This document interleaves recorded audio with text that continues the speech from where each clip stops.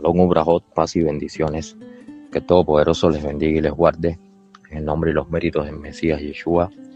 Mi nombre es Alejandro de la Cruz y bajo la autoridad y el permiso de Roe Carlos Rodríguez, líder y pastor de la Congregación Mesiánica Casa de Israel, ubicada en La Chorrera, Panamá, estamos aquí para compartir la palabra de nuestro Padre que está en el cielo.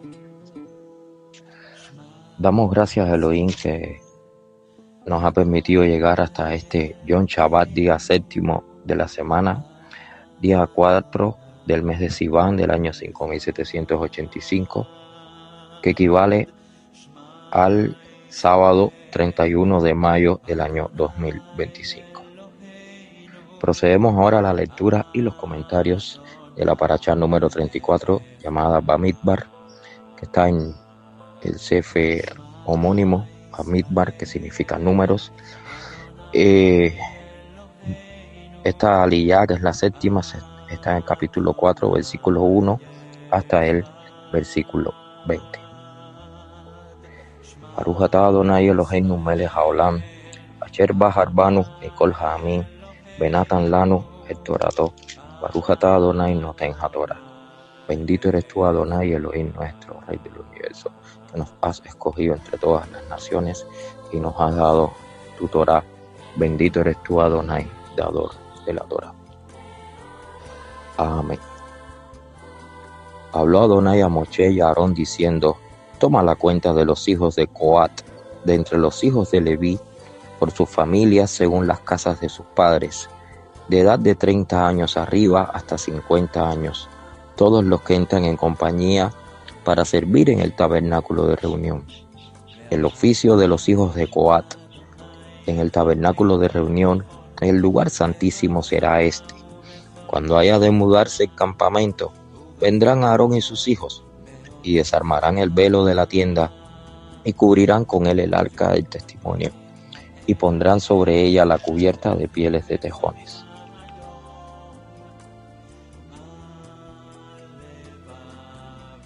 Y extenderán encima un paño todo de azul, y le pondrán sus varas.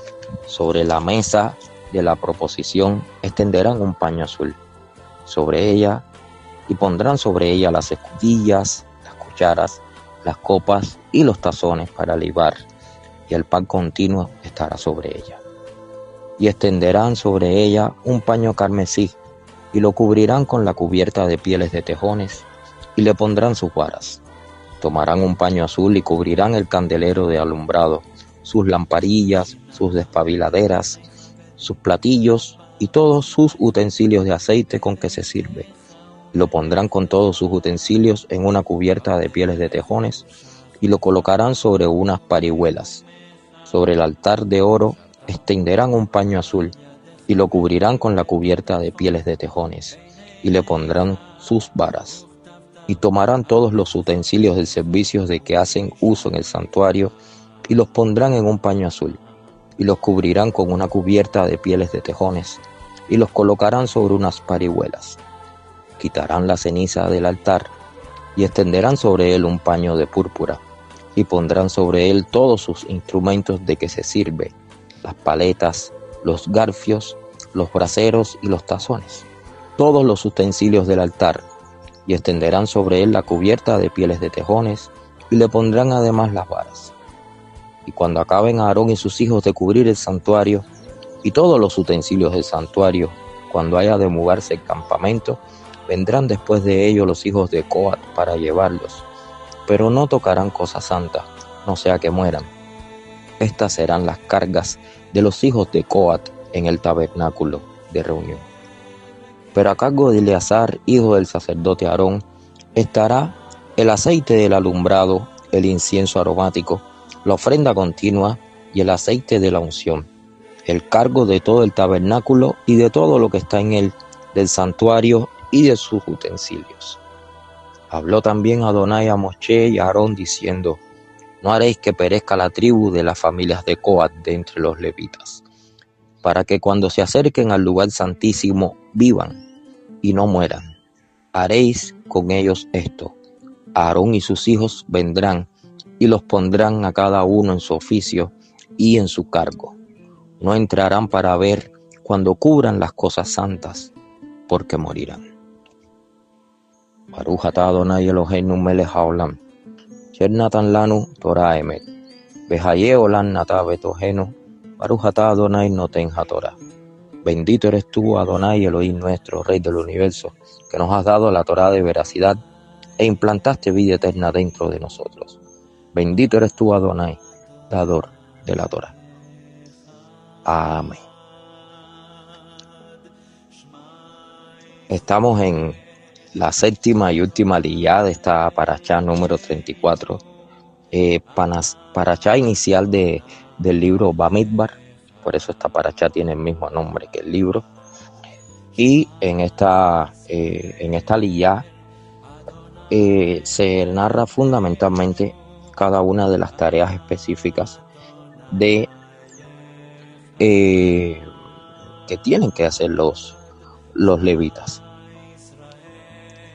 Y entre estas tareas, se habla sobre lo que debían hacer los levitas al mudarse, como los Aarón y sus hijos desarmarían el velo de la tienda, versículo 5, 4, 5, cómo cubrirían con el arca del testimonio, la cubierta de pieles de tejones o de tahash, y también vemos todo lo que tiene que ver con la manipulación, cómo debía de transportarse con total reverencia, tanto las cucharas, las copas, los tazones, lo que tenía que ver con todos los utensilios que se utilizaban en el tabernáculo de reunión, de qué manera debían de llevarse, quién debía de hacerlo. Todos estos detalles referentes a la transportación, referentes al cuidado, a la responsabilidad, de quién era la responsabilidad de cada uno. Todos estos detalles son dados en estos versículos, desde el capítulo 4, 1 hasta el versículo 20. Básicamente ese es el resumen de esta séptima aliyá. Ahora bien, hay muchos comentarios y enseñanzas espirituales que se pueden sacar de esta aliyá. Una de ellas, y es en la que me quiero centrar, es en el efecto y la responsabilidad que tienen los líderes y los pastores en cuanto al cuidado de las cosas santas. Vemos que lo primero que se da orden, vemos que hay un llamado especial para determinadas personas a hacer el oficio santo, o sea, que son los encargados de administrar todos los utensilios, todos los instrumentos, todo lo que Adonai le había dicho a Moshe que debía de hacerse para que los sacrificios se hicieran de manera correcta, de manera agradable hacia él. Entonces, una de esas primeras enseñanzas que sale implícita en esta aliyá es que nos demos cuenta de la diferencia que existe entre un líder, entre alguien que está a cargo de administrar las cosas santas, de administrar la palabra de Elohim, de aplicarla, que está a cargo de, por ejemplo, en este caso específico, los sacrificios, todo lo que tenía que ver con toda la utilería que estaba alrededor de los sacrificios, lo que tenía que ver con la mesa, con las luminarias, la menorá, todo, la diferencia entre ellos y el pueblo. ¿Por qué? Porque hay una diferencia importante. Y esa diferencia es que el pueblo tiene que ocuparse de llevar únicamente sus propias cosas, las cosas de su propia vida cotidiana. El pueblo era un pueblo nómada en ese momento. Ellos andaban por el desierto, el pueblo de Israel, enfrentando miles de obstáculos, miles de dificultades, enfrentando animales venenosos, serpientes, enfrentando también escasez, enfrentando todo tipo de situaciones, también enemigos como los cananeos, todas las personas que habían tomado en ese momento la tierra de Israel, mientras Israel era esclavizado en Egipto. Entonces, aquí vemos que el pueblo tiene sus problemas del día a día, tiene su propia vida cotidiana. Tiene que ocuparse de cargar sus utensilios, porque cada persona era responsable por su propia casa. Cada líder de casa paterna, cada mujer virtuosa del pueblo de Israel, ¿qué hacían? Ellos cargaban los enseres de su propia casa. Por ejemplo, los objetos que utilizaban para dormir, para cobijarse, para arroparse del frío de la noche, todo lo que utilizaban para cocinar, todo lo que utilizaban, todas las vasijas que utilizaban para guardar los alimentos, toda la indumentaria que hay en una casa, las cucharas, los vasos, todo lo que tiene que ver con si se utilizaban cazuelas, elementos para encender el fuego, todo ese tipo de cosas, las personas las cargaban por sí mismo. Cada cual era responsable de su propia casa. Ahora, en el caso de los levitas era algo más complejo todavía. ¿Por qué? Porque ellos tenían que ser responsables de de cargar sus utensilios de su vida personal, de su vida cotidiana, sus tiendas, sus cobijas, sus instrumentos de cocina, etcétera, etcétera, etcétera. Y no solo eso, ahora también tenían que utilizar, que cargar también todo lo referente a la tienda del encuentro, todo lo que tenía que ver con el Mishkan. Y aquí vemos cómo en este caso los levitas, eso es ellos tienen que hacer un doble esfuerzo.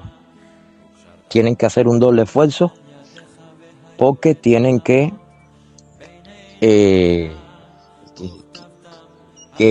literalmente, o sea, no es figurativamente, es literalmente cargar con todo lo referente a su casa, referente a ellos, a su vida, y también tenían que cargar, sobre ellos estaba puesta la carga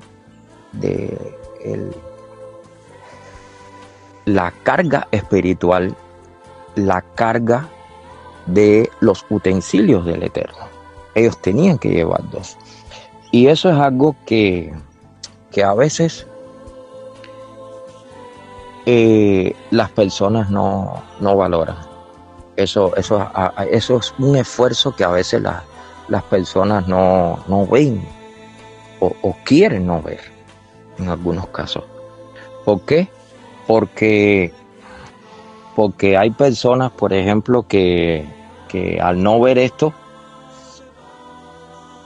no se dan cuenta, por ejemplo, miremos, traspasemos esto, no hablemos ya de los levitas, sino esto al contexto actual, al siglo XXI. Existen pastores, existen líderes, y las personas, los que están a cargo del liderazgo, ellos tienen que hacer un esfuerzo también doble, porque ellos tienen que cargar y resolver también sus problemas personales, los problemas de su familia y también los problemas de la congregación, que no son pocos. Entonces, todo pastor, todo líder debe de lidiar con este tipo de situaciones, con esta carga, porque Adonai bendice, pero Adonai también pone carga. No, la bendición no es la libertad no es no tener responsabilidad, la libertad no es no tener nada. La libertad es vivir para el eterno y no tener pecado, porque el pecado ha sido colgado en el madero. Pero un líder tiene que lidiar con diferentes tipos de problemas en sus congregaciones, siempre. Tiene que lidiar con todo tipo de personas, con personas maduras, con personas inmaduras, con neófitos, con personas acabadas de convertir. Tiene que lidiar con problemas de carácter, tiene que lidiar con problemas doctrinales, tiene que estudiar mucho, tiene que lidiar con problemas a veces de orden, porque toda congregación, para que haya bendición, para que allí el Eterno envíe bendición y vida eterna, tiene que ser una congregación donde haya orden, donde haya sujeción. Tiene que ser así. Entonces, a veces, tristemente, hay personas que no valoran el trabajo de sus líderes, el trabajo de los pastores. Incluso algunas personas son capaces de llegar a pensar que ser pastor no es un trabajo, que el pastor es únicamente un llamado, pero que no es un trabajo. Y eso es un error total. ¿Por qué? Porque, les voy a poner un ejemplo. A veces, por ejemplo, si una persona se gradúa de psicología, todos piensan que ser psicólogo sí es un trabajo. ¿Por qué? Porque estás atendiendo a la persona, estás dando acompañamiento, estás tratando de darle soluciones a los diferentes problemas, y a nadie se le ocurre cuestionar que un psicólogo no es una profesión. Eso no lo hace nadie. Ser maestro también es una profesión.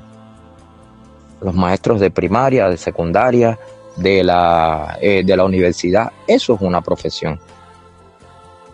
Y es una profesión importantísima.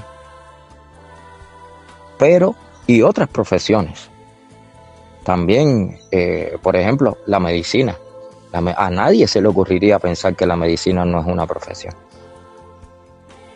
Todos, porque todos necesitamos de los médicos cuando nos enfermamos. Pero eso no lo cuestiona a nadie. Incluso es una ciencia. Es una ciencia. Pero a veces hay personas que creen que los pastores, por ejemplo, no merecen un salario. ¿Por qué? Porque en sus mentes ellos creen que los pastores no trabajan. Hermanos, no hay nada más falso y más diabólico que eso. Los pastores hacen muchísimo trabajo y muchísimo esfuerzo. Y eso se ve a diario. En la Biblia, nosotros tenemos algunos ejemplos. Por ejemplo, el apóstol Pablo fue acusado de no ser apóstol. Vamos a ver ese texto. Vamos a analizarlo rápido. Primera de Corintios, capítulo 9, versículo 3. Vamos a leer del 3 al 12. Dice, contra los que me acusan, los que le acusaban a él de que no era apóstol, dice, esta es mi defensa. ¿Acaso no tenemos derecho de comer y beber? ¿No tenemos derecho de traer con nosotros una hermana por mujer, como también los otros apóstoles y los hermanos del Señor y Kefas? ¿O solo yo y Bernabé no tenemos derecho de no trabajar? ¿Quién fue jamás soldado a sus propias expensas? ¿Quién planta viña y no come de sus frutos? ¿O quién apacienta el rebaño y no toma de la leche del rebaño? Digo esto solo como hombre, ¿no dice esto también la Torá? Porque en la Torá de Moisés está escrito, no pondrás bozal al buey que trilla. ¿Tiene Elohim cuidado de los bueyes o lo dice enteramente por nosotros? Pues por nosotros se escribió, porque con esperanza debe arar el que ara, y el que trilla con esperanza de recibir del fruto. Si nosotros sembramos entre vosotros lo espiritual, es gran cosa si cegáremos de vosotros lo material. Si otros participan de este derecho sobre vosotros, ¿cuánto más nosotros? Entonces aquí vemos en este pasaje que el apóstol Pablo, lo acusaban de no ser apóstol, de que él no merecía un salario, de que él no merecía ser recompensado por su trabajo. Y él dice, no, es todo lo contrario. Es todo lo contrario. Nosotros sí tenemos derechos. Nosotros sí tenemos derechos a trabajar y a recibir un salario. Porque nunca un soldado va a la guerra por sus propias expensas. Y nosotros somos soldados de Adonai, y Adonai es el que nos da la recompensa. Pero también somos, los líderes son soldados que guían al resto de las personas, porque son llamados por Adonai. Entonces, claro que tiene su recompensa. Y ahí cuando dice, no pondrás bozal al buey que trilla, él lo dice clarito. Él dice que las personas tienen derecho, que el que trabaje para el Eterno tiene el derecho de comer de las ofrendas. Tiene derecho. No es un problema de que si una persona cree que no es así, está yendo en contra de la Biblia. Se está oponiendo a lo que dice la Biblia claramente. Es más, hay que decir también que el trabajo espiritual, que el trabajo pastoral es un trabajo más intenso, más demandador que el trabajo secular. Y es por lo que expliqué al principio. Si usted tiene su trabajo, usted se preocupa solamente por los problemas de su casa y por su relación con Elohim. Pero en el caso de los líderes y de los pastores, tienen que preocuparse también por su propia vida, por la vida de su familia, por todos sus problemas familiares. Y también tienen que preocuparse por los de la congregación. Entonces un trabajo es con una carga doble. Y por eso es que tiene que ser recompensado. El trabajo en el Eterno es un trabajo con un inmenso riesgo laboral. Inmenso riesgo laboral. ¿Por qué? Vamos a ver qué dice la Escritura. La Escritura dice en Santiago 3:1, no os hagáis maestros muchos de vosotros, sabiendo que recibiremos mayor condenación. Entonces hay una advertencia. Ser líder es una bendición. Tener el llamado pastoral es una bendición, pero es también una gran responsabilidad. Porque si lo haces mal, créanme, va a haber mayor condenación si lo hace mal el líder. Es así. Entonces, si el levita hacía mal su trabajo, el levita podía morir. Vamos a ver en la línea, vamos ahí, Números capítulo 4, vamos a ir ahí un momentico, Números capítulo 4, versículo 17. Dice ahí la palabra del Eterno. Dice ahí, habló también Adonai a Moshe y a Aarón diciendo, no haréis que perezca la tribu de la familia de Coat, de entre los levitas. ¿Por qué está hablando de la familia de Coat? Porque Aarón y sus hijos eran de la familia de Coat. Entonces dice, para que cuando se acerquen al lugar santísimo vivan y no mueran.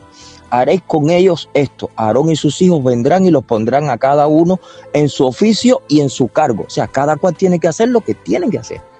No entrarán para ver cuando cubran las cosas santas porque morirán. Entonces, sencillamente, en estos 4 versículos, 17, 18, 19 y 20, en estos 4 versículos aparece varias veces una advertencia.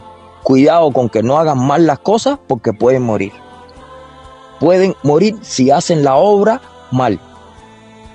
Dice, no haréis que perezca la tribu de la familia de Coat. Y también dice en el versículo 20, no entrarán para ver cuando cubran las cosas santas porque morirán. Entonces, ellos estaban en un peligro, ellos estaban en un riesgo. Si hacían mal la obra, podían morir. Y eso es lo que podía suceder. Entonces, tenemos que valorar mucho el trabajo pastoral. Cuando se hace bien, tenemos que valorarlo. Hay que valorar el trabajo pastoral cuando se hace bien, porque créanme, hermanos, no hay muchos pastores buenos. No los hay. No los hay. Y cuando aparece uno, lo que hay que hacer es apoyarlo, no estarlo criticando. Tenemos que tener cuidado por hablar en contra de los líderes.